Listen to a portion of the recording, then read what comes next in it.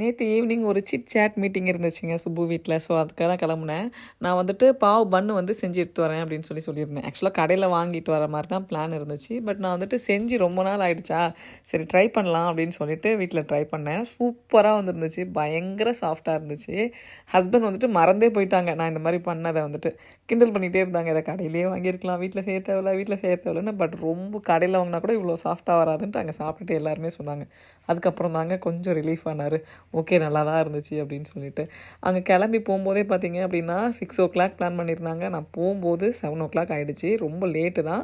But என்ன சொன்னாங்க ஃபைனலாக அப்படின்னா, லேட்டாக வந்தது ஒர்த்து தான் அப்படின்ற மாதிரி. ப்ரெட் வந்து நல்லா இருந்தது அப்படின்றதுனால. ஸோ அங்கே என்ன நல்லா இருந்துச்சு அப்படின்னா, பானிபூரி, மசால் பூரி, பேல் பூரி, அதுக்கப்புறமா பாவ் பாஜி இருந்துச்சு. ஸோ இதெல்லாம் தான். ஆனால் ரொம்ப நல்லா ஜாலியாக ஒரு ஈவினிங் வந்துட்டு சிட் சேட் அப்படின்றதுக்கு ஒர்த்தாக இருந்துச்சுன்னு வச்சுக்கோங்களேன். லேட்டாக போனாலும் சரி, ஒர்த்தாக போனேன்னு ஒரு சந்தோஷம்.